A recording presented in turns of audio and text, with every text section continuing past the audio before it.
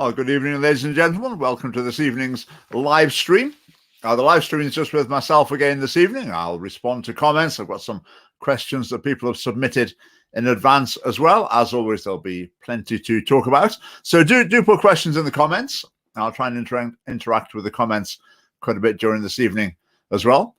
I normally start with a little update. What's going on with the family party? You might have watched my election review, which I put on YouTube. It's on as a Facebook video as well. So tonight, I don't want to spend too much time looking at the election results, trying to make sense of those. So you can look at the video for that. In terms of the election results overall, it just feels like Groundhog Day, doesn't it? More or less the same results as last time. Straight away, Nicola Sturgeon saying it's a mandate for an independence referendum. The other parties saying no, it's not, and they just go on round and round in circles. It goes. I mean, it's tedious if nothing else. As far as the family party is concerned, we've been engaged in a bit of admin recently. A few things, loose ends to tie up after the election. But the other thing is we're in a phase of planning. We've got quite a few ideas for things to develop through the coming year. So focusing on that a bit. So you maybe won't see quite so much public output from us within the next couple of weeks, but there'll be a lot going on behind the scenes, planning things for the next year, roughly. But one of the things very important that we are planning for is the council elections. There's council elections around Scotland next year, and we're planning to have candidates in those. We're not quite sure how we're going to approach that. We might try and have lots of candidates from the point of view of getting the party known and just raising the profile of the party, but also we'll want places where there's someone really keen to invest the time through the coming year to make contacts within the ward. Council wards are quite small, to try to get elected. So if you're interested in the council elections, if you're not a member of the party, join the party, then do drop us an email but you can send the email directly to chairman@scottishfamily.org, chairman@scottishfamily.org, if you're interested in maybe standing in the local elections next year. It's quite a different thing, local politics to national politics, very different issues. Local issues obviously loom larger within them. So as a local election candidate, you really need to look at the local issues and to find 3 or 4 of them that really connect with people. And, let's see where we end up. So that's something we're planning early for that. So that's quite exciting. Now, I've got some questions that people put in before, and we've got questions coming up already here at a fair old rate. Let's see if we can find one here. Someone's saying good morning. He must be in a different country. Right, where are we?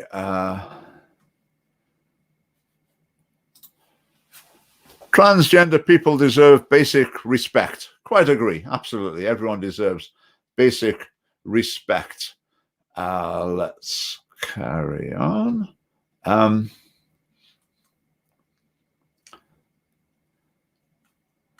Right, we've got quite a few of the usual customers there. Right, I'll go to some of the questions that people submitted in advance. Let's see what we make of some of these. Quite interesting. I only printed them out just before. I haven't really prepared for these, so here we go. Someone put on, just on the same theme we started there, actually. Someone put on, do you guys think trans people who live among us are imposters?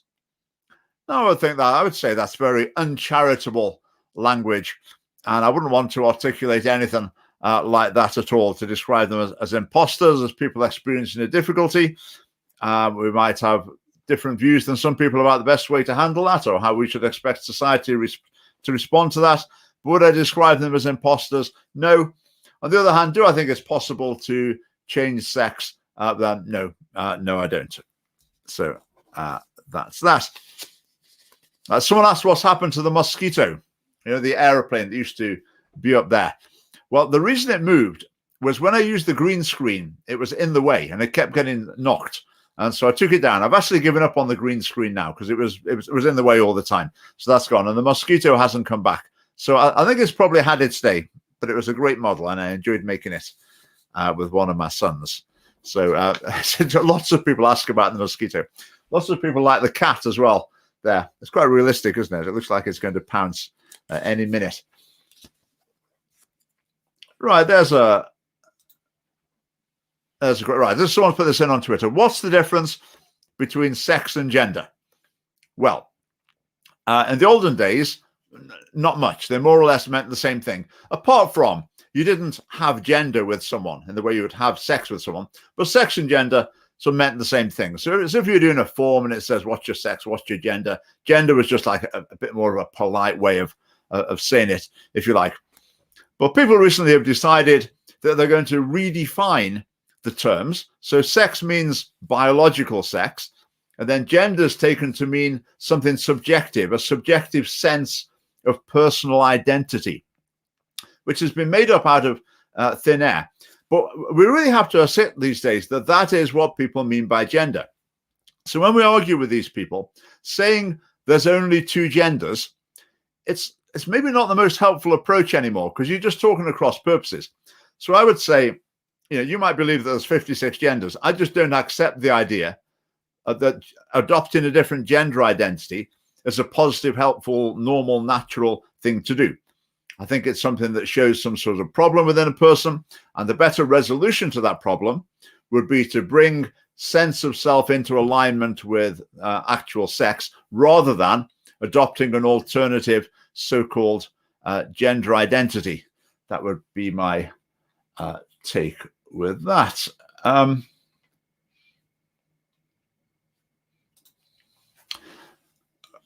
I don't really get many comments about my fashion sense, so I really have to pick on them when they come up.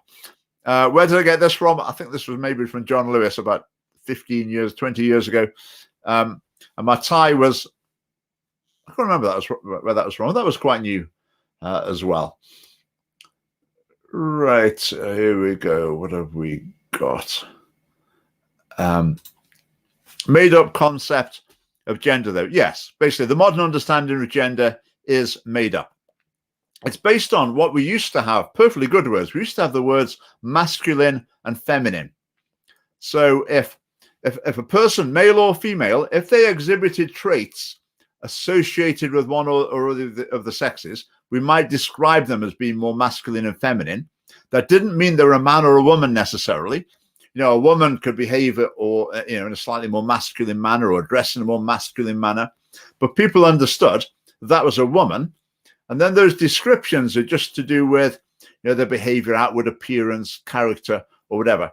Whereas what's happened now, we've ditched the sensible words masculine and feminine and replaced them with the idea of gender identity. There's not just someone behaves or dresses in a certain way, they actually become a different gender identity. That's the real problem. I've got Mr. Features joined us tonight. Wouldn't universal human rights, as opposed to collective rights, solve all these problems? Now, there's a deep question. There's an essay in the making of that. Universal as opposed to collective rights. Now, assume by collective rights, you're talking about rights for particular groups within society. And I would certainly agree that that's a problem we've got. That the idea now is that you have, they're not even necessarily minorities, but identity groups in society try to claim particular rights for themselves, often at the expense of other groups. So it becomes a bit of a battle, a bit of an arms race between these groups to see who can get the most rights in order, well, basically to get the best deal for themselves or to advance their agenda. Whereas universal human rights, as the term suggests, apply to every human, normally after they're born, not humans before they're born normally. So universal human rights are a very positive idea, but there's problems associated with them as well. Now, the idea of human rights, they arose, human rights as we understand them now, they basically came into existence after the Second World War. The idea being, let's put into place some international universal standards that will prevent a Hitler or whoever arising in the future and committing these sort of crimes. So they were designed basically to be a limit on governments, to prevent governments mistreating, particularly minorities within their populations. And within that context, human rights are great. I mean, I'm sure we would all agree on the principles embodied in the Universal Declaration of Human Rights, etc. The problem comes when they start being interpreted in broader and broader ways. So, for example, you could say, people have got a right to life. I mean, that's obvious, isn't it? In other words, don't murder people. But then hang on, you've got a right to life. Well, that can mean a few other things as well. Let's say you're ill and you find out on the internet that there's some drug that's available for your illness. Let's say you're terminally ill. There's a drug available, but it's very, very expensive. So you go to the NHS and you say, right, I want this drug. I think that would help me. That would help me to live. That would fulfill my right to life. And the NHS might say, look, the evidence isn't really that good. It's just too expensive. I'm sorry, we cannot provide that. Then the person would say, right, I'm taking you to court. You're breaching my right to life, and it's up to a judge. It's not up to the medical experts, the statisticians, the clinical experts. It's not up to them. It's up to a judge to decide whether or not this infringes my right to life. Now, is that the way it ought to be? I don't think it is. Because a lot of these rights, once they get into court, they're vague. And it ends up too many decisions are handed over to lawyers. And it's often unforeseen. I mean, another example, this little sort of parable, if you like. If you imagine some regime somewhere was using sleep deprivation to torture prisoners, political prisoners, and to break down their resistance, then someone could say, right, let's have a human right. Everyone's got a right to a good night's sleep. You think, right, that'll sort that regime out. Then that regime probably ignores it. But you then get a couple, a man and wife who split up acrimoniously, and the woman sues her husband for snoring for the last 20 years because it infringed her right to sleep. So see, with human rights, they're too open to unforeseen application, and that's the problem with them. Children's rights are another issue completely. I won't go into those. Right, let's see, what else have we got here? Now, a couple of people asked about that. Ricky Douglas as well asked about the current situation in Palestine and Israel. Obviously, the Scottish Family Party, we keep out of international politics. We're focused on the Scottish Parliament primarily, which doesn't have a remit for foreign policy at all. So it's not something we would take any position on. And I think it's a very complex situation with Palestine and Israel. Obviously, I mean, from the creation of Israel, debatable. The day after it was created, it was invaded by, I think, the 6 surrounding Arab nations. And I think there's a huge amount of hostility towards Israel in the Middle East. And I think Israel's actions as well are far from perfect in lots of ways. The concern I would have about this from a Scottish point of view, though, I don't think it's helpful when foreign affairs matters in Britain become heavily influenced by people's personal connections, if you like. So Nicola Sturgeon and Humza Yousaf have been tweeting, speaking very much on the Palestinian side of it. Now, exclusively on the Palestinian side of it. Now, sure, I mean, Palestinians, Hamas, whatever, have been firing missiles into Israel at a fair old rate recently. So inevitably there's going to be some sort of retaliation. So a very difficult situation. But my fear is that you might end up in the situation with a country where the government thinks in order to appease part of our own population, this is the foreign policy stance we'd be better off taking. And I think that's unhelpful. I don't think that's the way it should be. I think each situation should be assessed on its merits rather than in the light of personal connections and loyalties within the population. So that would be my take on that. Just going back to to that issue, just before I go, during the election campaign, Dundee City Council passed a motion recognizing the state of Palestine. You might wonder why that's any of their business. Anyway, Dundee City Council passed a motion recognizing the state of Palestine. And the Scottish Libertarian Party replied with the tweet of the campaign. And they said, "We just wish Dundee Council could recognize the state of Dundee." I thought that was quite amusing, but it makes the point. Focus on what you ought to be focusing on, your own responsibilities, rather than grandstanding and posturing on a stage that isn't really your own. So that's all I'd have to say on that. Right. What else here? Turkey, I'm not sure about that. Right. This question, I've got this question. Oh, no, wrong one. Where are we? That one. Right, I've got that one earlier on as well on my list. Should schools be about finding the future generation, helping the future generation to find jobs, or pushing students towards more academic studies? Well, that was an interesting question. I'm sure any politician, you'd sit here and they would say both. They're going to do both. But the question is, how much differentiation do you allow? To what extent do you allow pupils to specialize or to choose to go down one track or the other? Family party policy is that we should move towards allowing pupils to choose a direction like this at a slightly earlier stage. So that would enable people to do either of those things more effectively. If they're going towards more vocational training, then be able to start that earlier, get their teeth into it, get further on, get a job sooner. But if they're going for more academic things, that will enable the academic side to be pushed, harder to a higher standard, or whatever, because the people doing that would be more committed to it, more suited to it, or whatever. Now, to find a job, what you need education-wise to find a job? Well, you need the core skills, obviously, literacy, numeracy, but there's a lot of other characters as well, isn't there? Character qualities, punctuality, presentation, manner, politeness, commitment, work ethic. So lots of other things. So developing those qualities, I think, is vital. But how many of those qualities do you develop through formal academic studies? Well, I would say quite a lot of them, probably. I mean, if you're doing some subjects that you really don't particularly like, you might not be that great at it, but you have to keep working at it. You have to behave yourself, do what you're supposed to do, work with the teacher constructively and see where you can get to. Surely that experience is working towards someone being employable as well. Now, I think with academic studies, I would say at the moment, I feel that too many people go to university and the country spends too much money educating too many people in subjects where there isn't actually the practical need for them.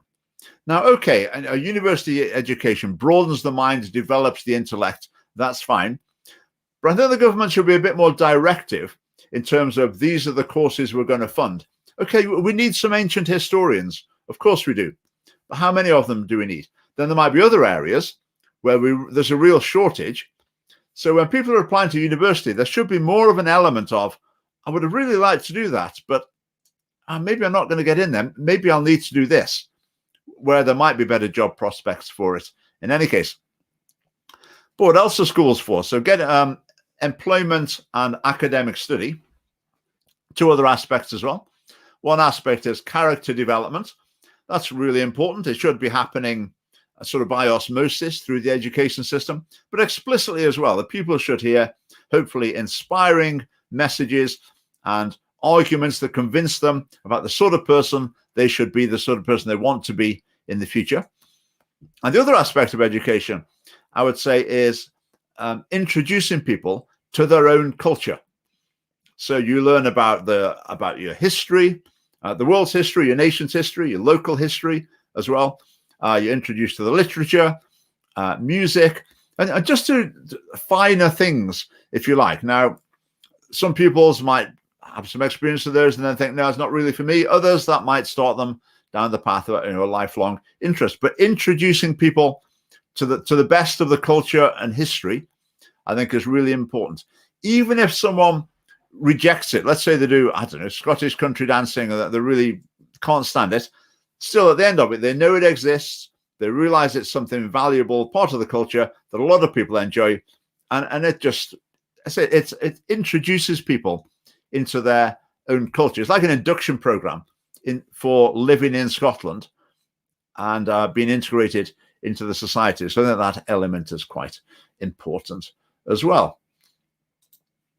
We've got a copyright strike here against the Scottish Libertarians. They stole the joke from me. I thought I'd seen it before. Maybe that's where I'd seen it. Okay.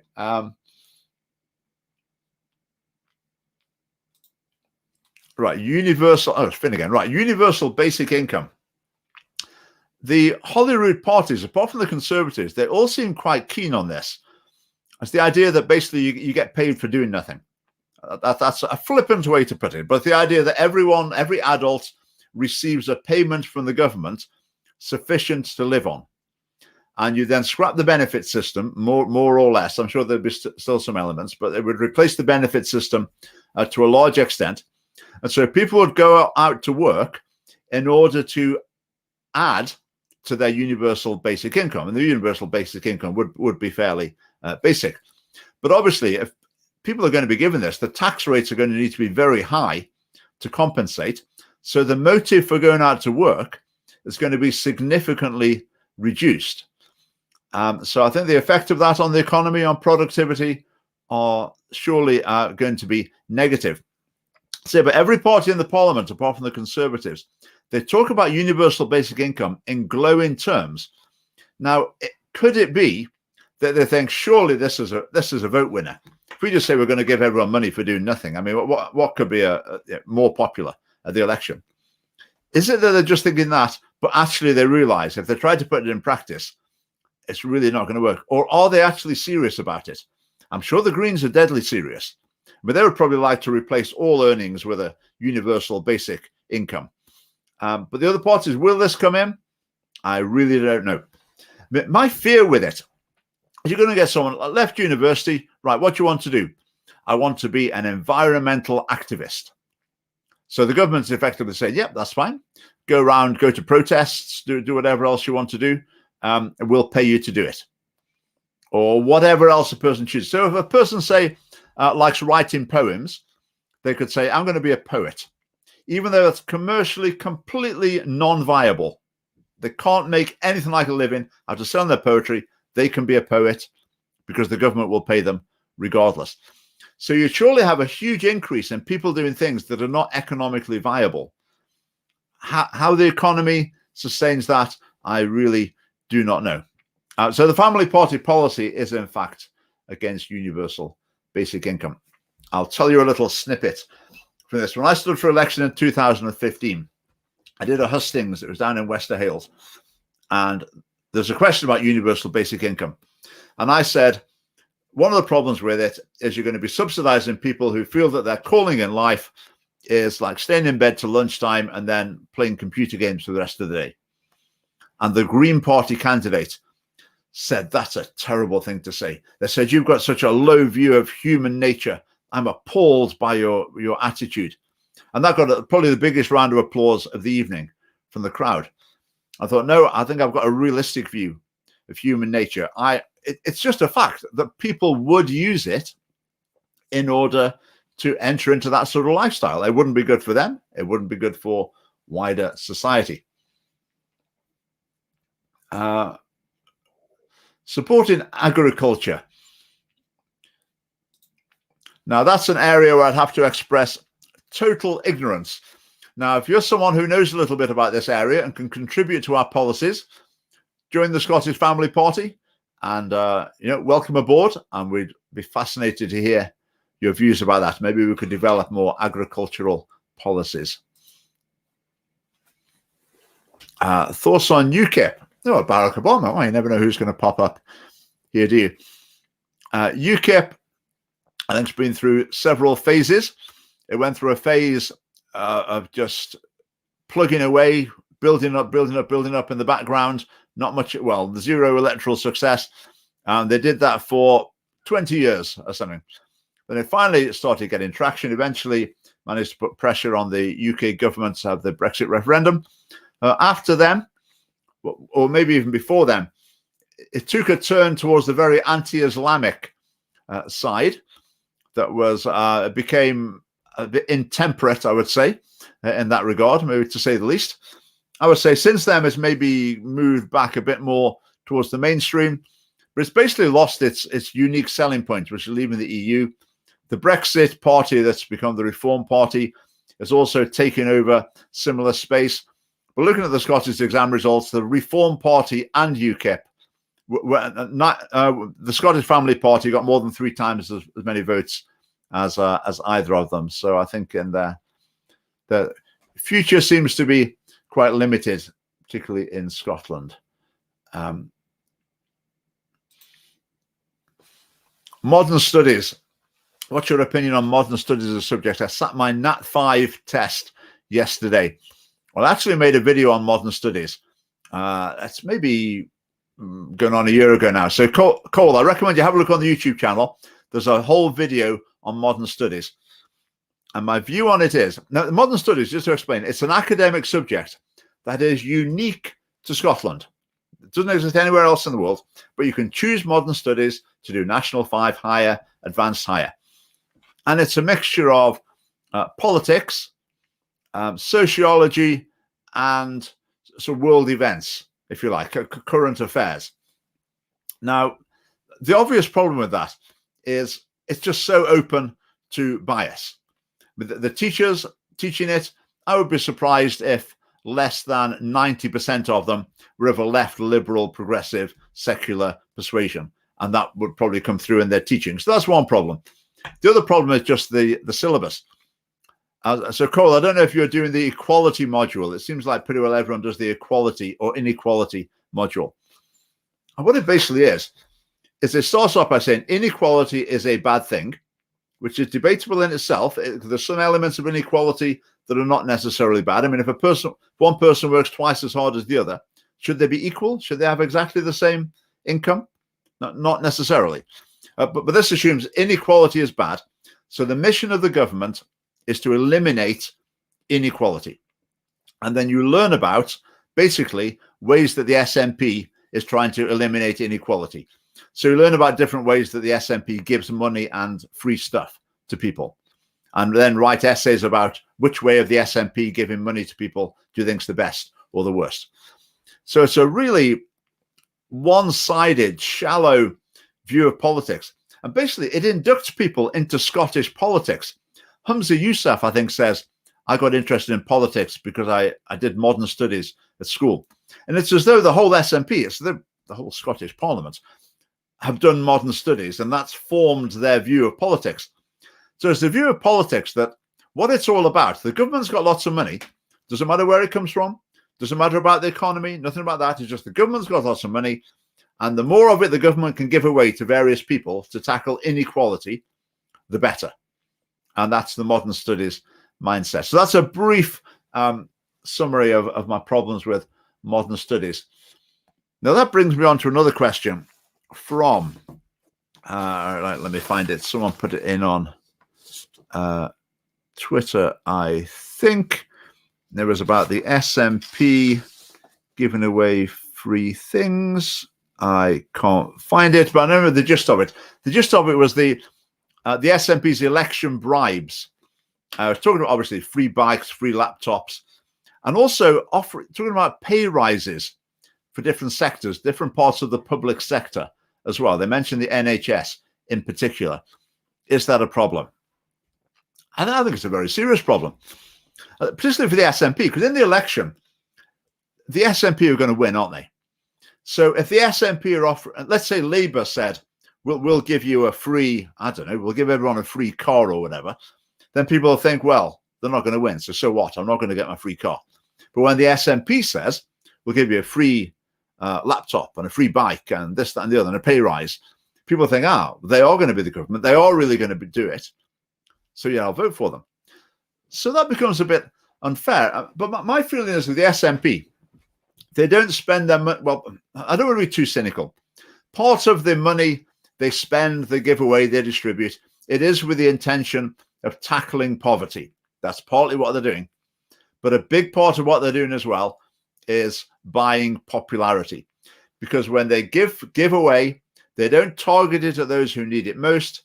They go for the scattergun approach in order to target basically the total electorate. Because I think in their mind, independence is the big objective. So you can sacrifice an awful lot in order to achieve that goal. So if in the short term, you're spraying money around everywhere in order to boost your popularity, that's morally justified because the goal of independence is so crucial that you have to make sacrifices in order to attain it. But when it comes to offering pay rises, for example, with the NHS, I think that's just, it's going to lead to injustice. isn't it? Because you've got people in the private sector who don't have that advantage from the government. So let's see what else we've got. Do you still work as a maths teacher? If not, did you leave or were you fired? Do I still work as a maths teacher? No. Did I leave? Yes. Was I fired? No. But I was never, I wasn't going to be able to retire from teaching. I didn't have a 20-year teaching career ahead of me. Being fired or being struck off were always distinct possibilities. I mean, as it happens, for some strange reason, the General Teaching Council of Scotland didn't strike me off. That's not to say that I think they should have done. I was just staggered that the panel made the decision it did. I expected to be struck off. Just while we're on that subject, I've been working full-time on the family party now for just coming up to 3 years, and the family party is going to start paying me very soon. I've been doing it at my own expense, basically, for 3 years, but I'll soon be drawing a salary from the family party. Our membership's been growing very nicely, so it'll be providing me with a modest income before too long. Right, what have we got? Oh, they're going fast too quickly.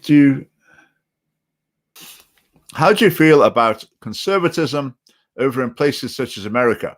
People such as Ben Shapiro, who I'm familiar with, Vaush, I'm not familiar with, Stephen Crowder, I'm familiar with him a little bit, and how they're attempting to preserve family values such as yourself.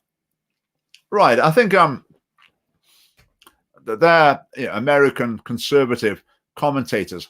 And in terms of the policies of the Scottish Family Party, they would be supportive of almost all of them, I would suggest.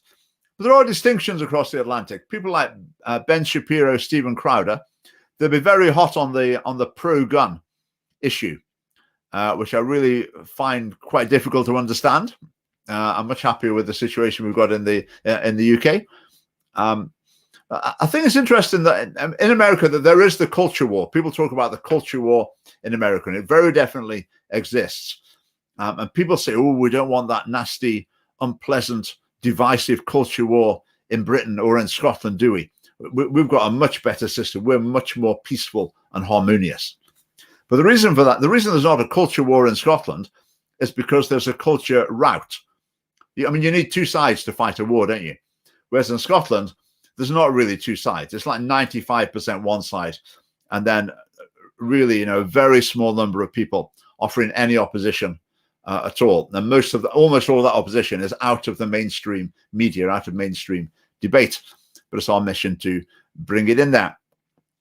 I think some conservatism in America can be quite harsh in its expression, quite populist. So I'd say we would try to steer away from that. But hopefully that answers the question a little bit. Right, what would the Scottish Family Party do to help people with learning disabilities? Now, that's a good question. Now, there's lots of areas of politics where I actually think the existing Parliament is probably doing a decent job. Now, if it's the case that the Scottish government hasn't got it right with learning disabilities, that there's some problems in the way that they're trying to help people experiencing those, then I would say it's not because there's something wrong in their philosophy. They're just mismanaging in one way or another. So within the Parliament, that's the sort of issue I would imagine that they've got a reasonable grip on. But the Family Party, what we try to do is look at the areas where they're completely missing the point. We've got something completely new to offer. Now, if we had proportional representation and I'd been elected, I was just been inducted as an MSP tomorrow, then when I got into the Parliament, I might find, as I learned more about it, that there are some serious problems with the way they're dealing with learning disabilities. And maybe I'll be thinking, oh, right, they really need to look at this again. But from my perspective at the moment, I haven't got that information. So it's not a topic we focus on. And again, I would assume, even though they might not be making the right decisions, the motivation and the philosophy that they're employing is probably good. But there are people with learning disabilities who want them to be integrated as much as possible into society in order to interact and to live meaningful positive lives, as indeed almost all of them do. Right, so we've got Mark. How do you suggest socially conservative students deal with leftist ideology forced upon them by university lecturers proud to have voted Scottish Family Party? Excellent, thank you very much. Right, university. I mean, what must it be like? Have you seen the story from Edinburgh University at the moment? Some professor is suspended at the moment pending disciplinary procedures because, well, I think it was last summer, some sort of anti-racism event was planned, and part of it was they had meetings that were only for black people. And he said he wasn't really sure this was the best way to go. That's the sort of thing he was saying. So basically, because of that, he's now suspended and probably in fear of his career. Wondering if he's going to get fired or struck off as a lecturer or whatever. So a pretty hostile territory, a lot of universities. What's the best way to deal with it? There's two views I've heard expressed. I'll give you the first one. Ben Shapiro was mentioned a minute ago. His advice would be, if you're studying politics at university, just accept you're going to hear a real hardline, progressive, left, secular, liberal point of view preached at you year after year through university course. Just accept it. When you have to write essays, write the same stuff back to them. Keep your head down. But then when you've left, see what you can do to join the fight back against it.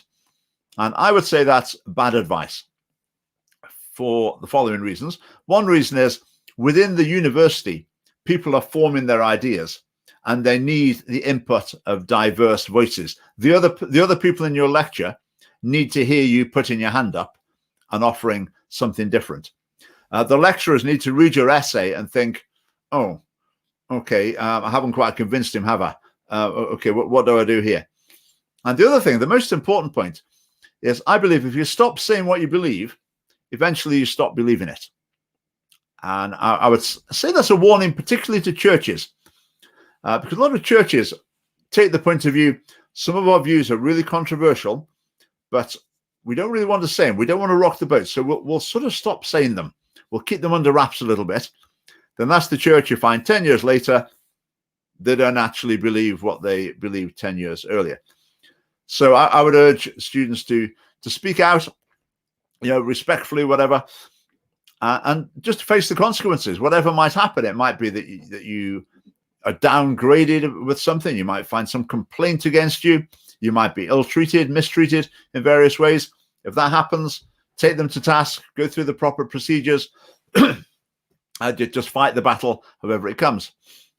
The tricky thing is that if you put a foot wrong doing that, if you just say something in a slightly offhand or glib way that someone can take down and say, oh, that didn't sound great, that sounded a bit hostile, sounded a bit aggressive or whatever, then they'll really be on your back. So it's important to be as careful as you can be. But on the other hand, don't be so careful or be so obsessed with being careful that you end up not saying anything. It's better to speak and then take the consequences.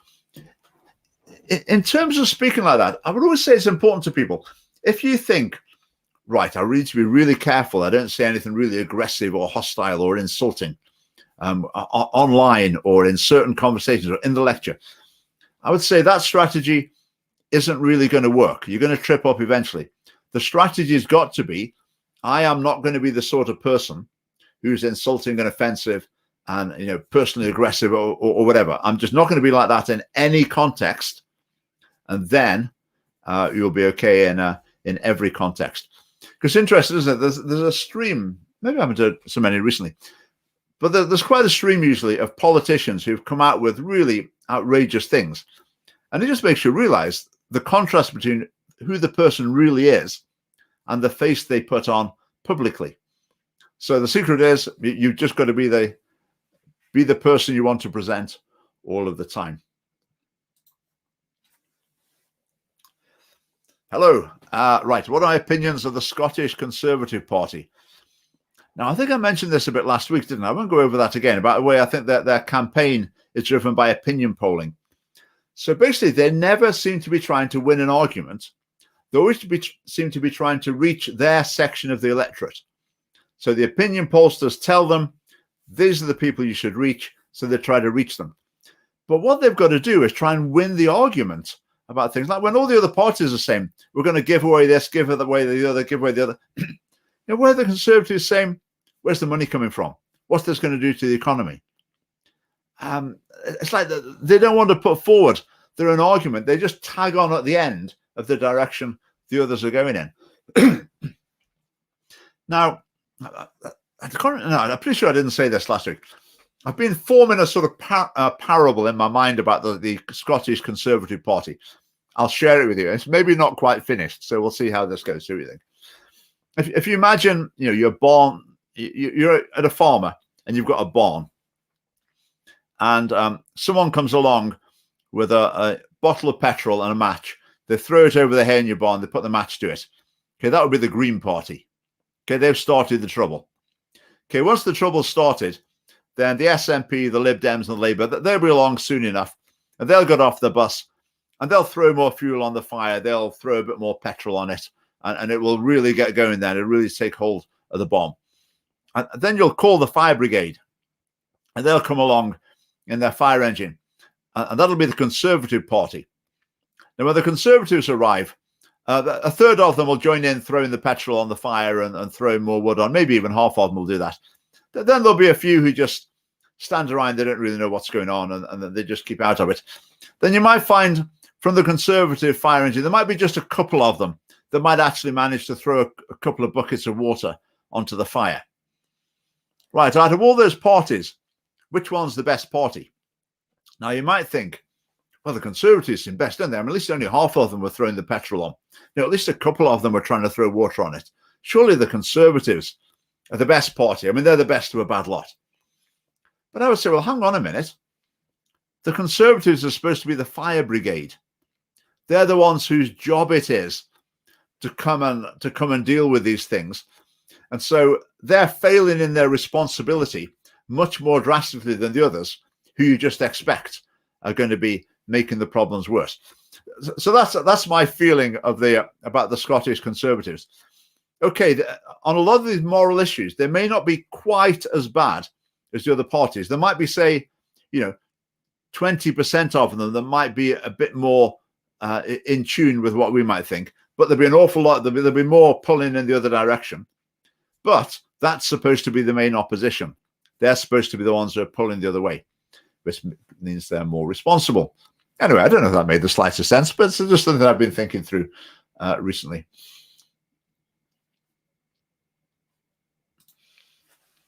Oh, it's Mark again. Right. Any expression of views that goes against the liberal consensus is shut down, and individuals are vilified for expressing them. Quite right. It's interesting. During the election campaign, our hate mail was just unbelievable. Absolute deluge of the most obscene and abhorrent communications you could possibly imagine. Some of them could be seen as threatening. Some of them are saying things that are just not true about people, about me, and about other people as well. So it ended up, I printed a load of them out and took them to the police station. I said, there we are, what do you think of those? And they looked through them and they said, yeah, there's crimes here. There's definitely crimes here. They said, what do you want me to do? What do you want us to do? I said, look, it's entirely up to you. I'll leave it entirely as your discretion. If you think there are things you would normally prosecute, then go ahead. Like someone saying, this is the address of their building. Wouldn't it be funny if someone went and trashed it? Basically, it was this sort of thing. So it was left with them. A lot of our hate mail, it was quite clear they're from people who might have been transgender. Also, quite a bit of it seemed to be from people who might be sort of LGB as well. Why they're so wound up, I really don't know, looking at our policies. But anyway, a lot of them were report this. I stood there at the desk, handing this thing over. Either side of the desk in the police station were big posters basically saying, we're on the side of the LGBT community. We've got a special affinity with the LGBT community. And standing between those, I handed over these messages. So, yes. Right, Barack Obama back again. What do you think is the worst thing about the education system? That's a tough question. It's a tough question. I I'll tell you one thing that's in the news again now is the exam system. The Greens are saying we should do away with exams. Remember what they always say? What the Greens say 1 year, 2 years later, the Lib Dems, the Labour and the SNP are all saying the same. And then a year after them, the Conservatives are caught up and they're saying the same as well. So the Greens are saying scrap exams. So what is going to happen in Scotland? Exams will be scrapped. What the Greens say happens. It's just as simple as that. So exams are going to be scrapped. What's happening this year is they scrapped the exams because of coronavirus, which was completely unnecessary, totally unnecessary. Just throwing the towel in, give up the culture that they want to inculcate in the nation's young people. So instead of saying, right, here's a challenge, we've had some time off school, but there's all the help you need. This is the exam date. We're really going to go for it. We better get our heads down and work for it. Let's see what we can do. No, they don't want that spirit at all. They want we're really concerned about your mental health. This must have been really stressful for you, or it'll be much too much for you to do an exam, so we'll cancel all the exams. And so what they're doing now, they're saying, right, how do we assess them then? So the schools are now responsible for assessing them. So how do you assess a hire? Well, the Scottish Qualifications Authorities produced tests, sort of exams, and then the school can use them, but they don't all use them at the same time. So there's no security about the questions. So pupils do it in one school, then they put on the internet what the questions are, then other pupils read it, then they've got an unfair advantage. And so there'll be huge complaints about that. And then it's up to the teacher to decide what the grade is. So these things don't get marked. What do they call it? Not regulated, moderated. They don't get moderated. Then the teacher basically makes the grade up. And the government has promised that there won't be any corrections. Say if the teachers in one school all go crazy and give everyone an A, then the government's not going to say, oh, we're going to downgrade those. The government said just, what the teachers make up, that's what we're going with. So, I mean, what's going to happen? How much are Scottish qualifications going to be worth this year? How much, what's their value going to be? Well, it's going to be significantly diminished because you just can't have faith that the system is operating objectively. And it's very concerning. But that's what's happening this year. I'm not sure exams are ever really going to happen in Scotland again. We shall see. Because the other thing they love about this, teachers making the grades up, is it closes the so-called poverty-related attainment gap. That's the ultimate goal of the SNP and every other party in the Scottish Parliament. So they found the way of doing it, let the teachers make the grades up. So that's the way they're heading. It's just completely ridiculous. There was a phone-in on BBC Radio Scotland the other week about this. I tried to phone in, but I couldn't get through. But it's always the case on BBC phone-ins. They start with the current policy, and then they start with then they have what the Greens proposing, and they debate between them. So even if it's totally fair and you just reach a compromise in the middle, it's quite hard to do that when your image is backwards. Anyway, you know what I mean? They meet in the middle, and public opinion seemed to have shifted in the direction of the Green Party. And that's the sort of debate they were having. So it's a debate between we stay where we basically are, they have an exam system, or you do away with them. And yeah, so that's the way we're going to head. There's lots of other aspects I could talk about, but that will do for now.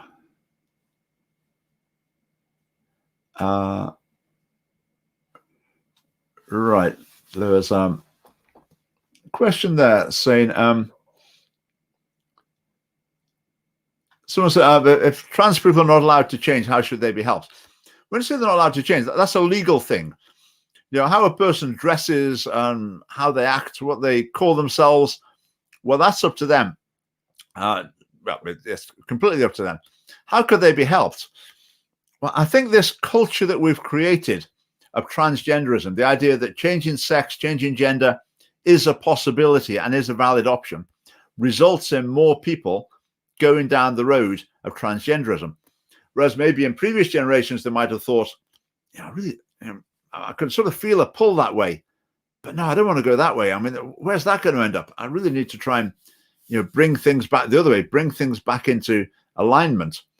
So I think that would help a lot of people. People who've got gender identity disorder and really can't overcome that, then you've got every sympathy. That's a very difficult situation to be in, and therapy and support, whatever. And as I say, they can live their life as they wish, but legally, there shouldn't be a requirement that effectively imposes on the rest of society that they have to treat that person and speak as though that person is the sex that they're not. All right, I'm gay. Should I vote for the Scottish Family Party? Oh, of course you should. If you're concerned about the well-being of future generations, about the quality of education, about the value of unborn life, yeah, of course. Why ever not?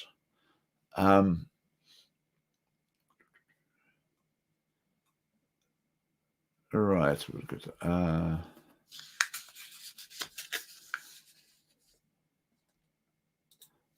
Right, we've talked about that one already, but I'm sure if we could get a secret camera into every modern studies classroom in Scotland and record every lesson for a week, wow, we'd have some amazing material.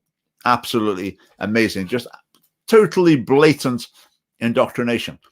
And the amazing thing is that if we did that, if we got the worst examples of it and got the teacher and showed them and said, what do you think of that?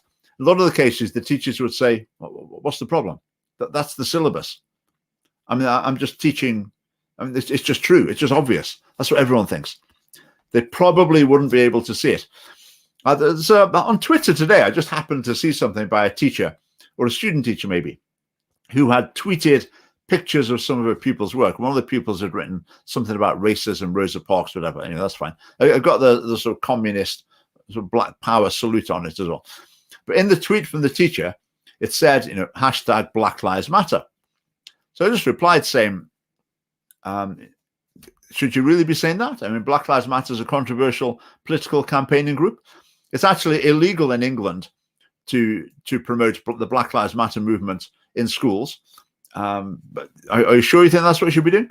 And I'm sure that I know what that teacher will think. Well, I don't know. I'm 99% certain what that teacher will think. She'll think racist, block.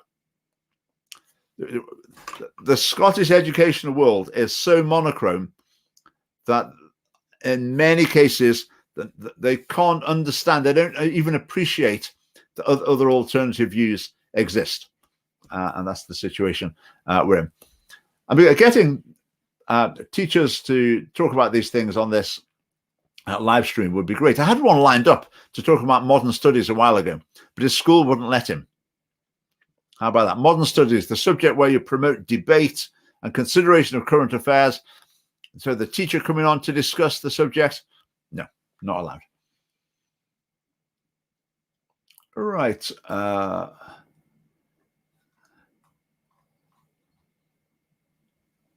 Okay.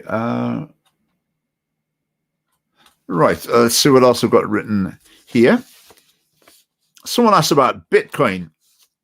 Michael Walsh, how do you feel about Bitcoin and such like, as opposed to our current fiat money printing and lending with interest system?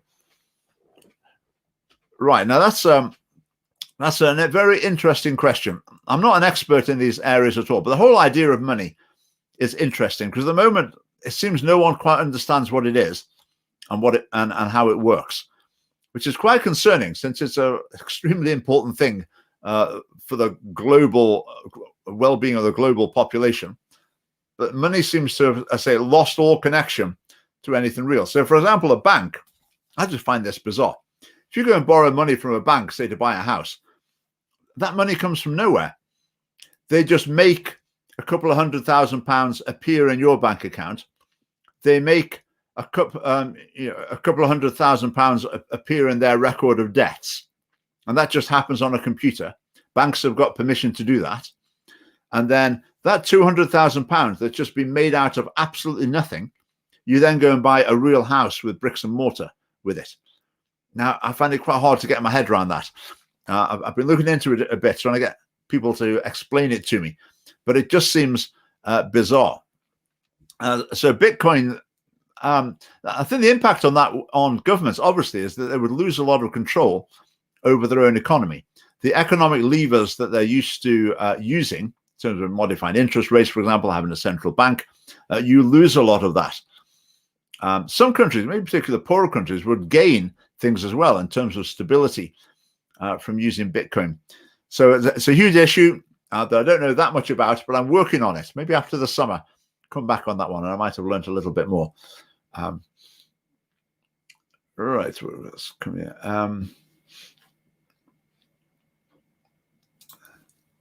Right, John, how long do you think it will be before words like mother and father are banned? Well, it's already happening, isn't it? It's things are heading that way. You hear a story every now and again, don't you, from somewhere? There's a thing in Scottish nurseries, wasn't there, a while ago? Some guidance had been issued that said don't call them boys and girls.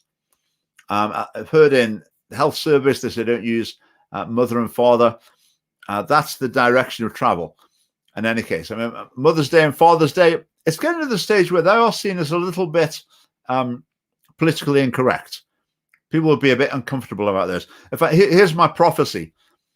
5 years' time, I think, Mother's Day, Father's Day, there'll be quite a serious, well, I think maybe there already is. There's a serious move of people saying, this really is very insensitive to talk about these things. So I think Mother's Day and Father's Day, from a Scottish Family Party point of view, they're things we need to really try and make something of. They should be things where we focus our campaigning on the importance of mothers and fathers. I've said before, in the Scottish Parliament, they have an International Women's Day debate about women doing all sorts of wonderful things, which is great. But a Mother's Day debate, dear me, that would just be completely off the agenda. They wouldn't dream of it.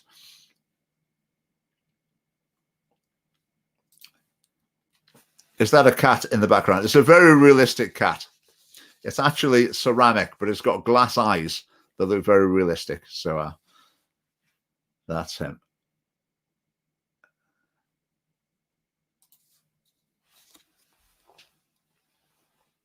Right, I think what you mean is if the Scottish Family Party didn't exist, who would I vote for?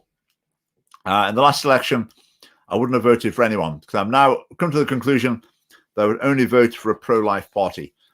So I would have either not gone or spoiled my ballot paper.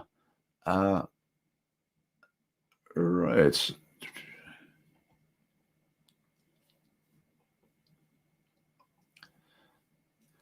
Right, question there about remember I said about introducing the United Nations Convention on the Rights of the Child into Scots law. It did seem like they banned abortion by mistake. I mean, I think basically, I said about human rights earlier on, it all comes down to the interpretation. You can guarantee any legal challenge against abortion based on human rights is going to fail. Doesn't matter about the logic of it. It's just the human rights are interpreted, like the UN human rights are interpreted by the UN. That's got a very secular, liberal, progressive agenda, very strong agenda in that direction. So for courts to actually implement those, it's just not going to happen. Right, what else we've got here? In fact, there's only 2 minutes to go. I'll read some of the ones I'll maybe... probably next week we'll have something else. We'll have a guest or we'll have some other people on one way or another. Someone asked about equivalent parties in England. That's an interesting question. Pro-life parties in particular in England. The Christian Party, I'm not sure how much it exists at the moment. They're mainly based in Wales, but they didn't have any candidates in the Welsh election.